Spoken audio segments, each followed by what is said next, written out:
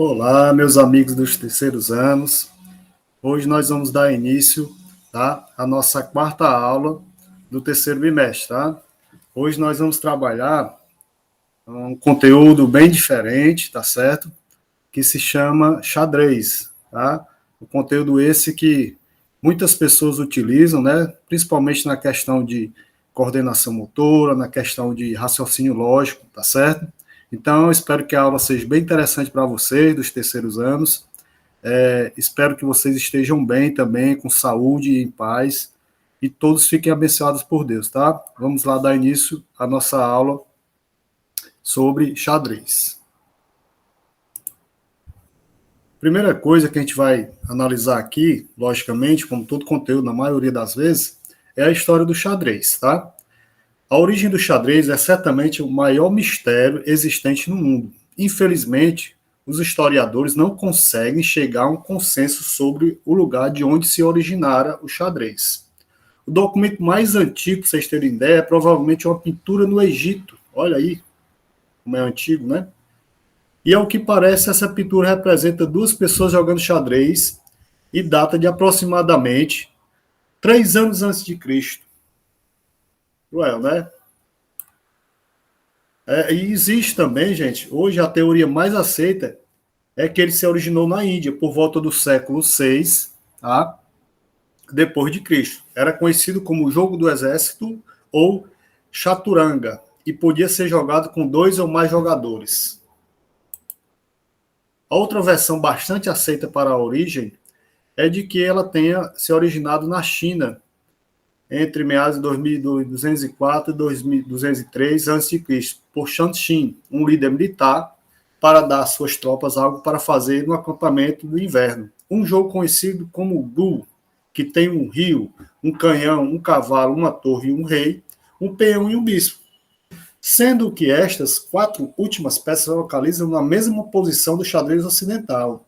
As peças têm inscrições em caracteres chineses e são colocadas em pontos.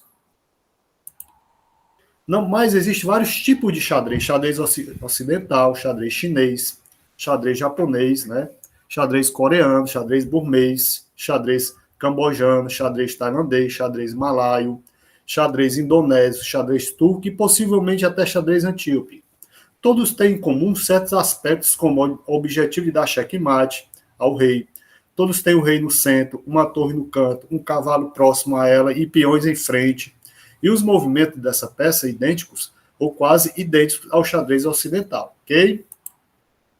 Falar afirmativamente sobre o xadrez, ter se originado em tal época e em tal lugar, de tal maneira, pode ser uma única coisa muito mais séria do que se imagina, pois existem muitas pessoas que defendem, né, aliás, com todas as forças, que a origem do xadrez foi na Índia, enquanto alguns outros afirmam com toda certeza que surgiram na China muito antes do que na Índia. Isso aí fica, né? As regras e os movimentos das peças sofreram alterações ao longo do tempo, mas ultimamente as regras são as mesmas desde o século XV, tá? No século XIII, as casas do tabuleiro passaram a ser divididas em 2 cores para facilitar a visualização dos enxadristas. O duplo avanço do peão em sua primeira jogada surgiu em 1283, em um manuscrito europeu. Por volta de 1561, o padre espanhol Rui Lopes de Segura, que foi o melhor jogador deste período, propôs a utilização do roque. Esta alteração será aceita na Inglaterra, França e Alemanha. Somente 70 anos depois, o movimento em passante já era usado em 1560 por Rui Lopes, embora não se conheça seu criador, tá? Fique bem claro.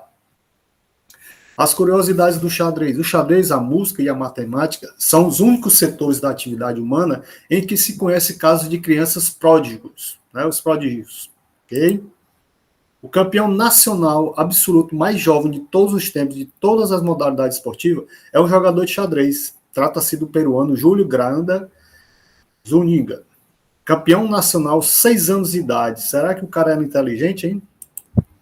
Na década de 1980, na ex-União Soviética, né, por 2 vezes um jogador de xadrez foi eleito atleta do ano, destacando-se entre praticamente de todas as modalidades. Foram eles Anatoly Karpov, 1981, e o Garry Kasparov, 1985, tá? O xadrez, gente, é o único esporte em que uma mulher conseguiu conquistar um campeonato de uma competição mista contra homens. Trata-se de campeã húngara Judith Polgar, considerada a melhor jogadora de todos os tempos. Olha aí como a mulher é importante, né, em tudo, né? Segundo o presidente da FIDE, né, Federação Internacional de Chess, existem atualmente cerca de 500 milhões de pessoas que jogam xadrez.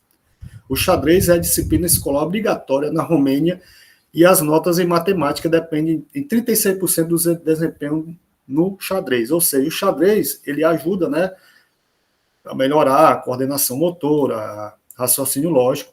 Então, isso aí melhora constantemente as atividades de matemática, tá certo? É importantíssimo, né? Acredito até que deveria ser colocado em todas as escolas, né, do Brasil. Na Índia, o jogo era originalmente jogado por 4 jogadores, cada um com 8 peças. Ocorria uma aliança de 2 contra os outros 2. Na evolução do jogo, os 4 exércitos acabaram se fundindo em 2 exércitos de 16 peças cada. Tá?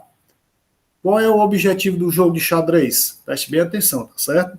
O objetivo do jogo é capturar e colocar em xeque mate o rei do oponente, né? O jogador cujo rei tenha entrado em xeque-mate perde o jogo. O xadrez é jogado entre 2 oponentes que se movem suas peças alternadamente em um tabuleiro de xadrez. O objetivo de cada jogador é posicionar o rei do oponente sob ataque e de forma que o oponente não tenha nenhuma contra-jogada legal. Vamos lá sobre o tabuleiro, né? Existem 64 casas, né? Casas quadradas, né? Em um tabuleiro de xadrez, 32 claras e 32 escuras, né? Aquelas marcações de cor clara e escura, 32 para cada lado. O tabuleiro, para estar correto, é necessário que os seus jogadores tenham uma casa clara no canto direito, tá certo? Lá embaixo, no canto direito, certo? Ó. Movimento do rei. Aqui nós vamos para os tipos de movimento de cada peça, tá certo? Movimento-se de uma casa para qualquer direção. O rei é liberado, ele pode se movimentar para qualquer direção, certo? O movimento da dama. A dama pode ser movida para qualquer casa ao longo da fila, da coluna ou da diagonal onde está e não pode pular sobre as peças no caminho. A dama pode controlar o maior número de casas em qualquer outra peça, tornando-a a peça mais poderosa no tabuleiro. Movimento do bispo. O bispo pode ser movido para qualquer casa ao longo da linha diagonal em que estiver. O bispo não pode pular sobre nenhuma peça no caminho, tá?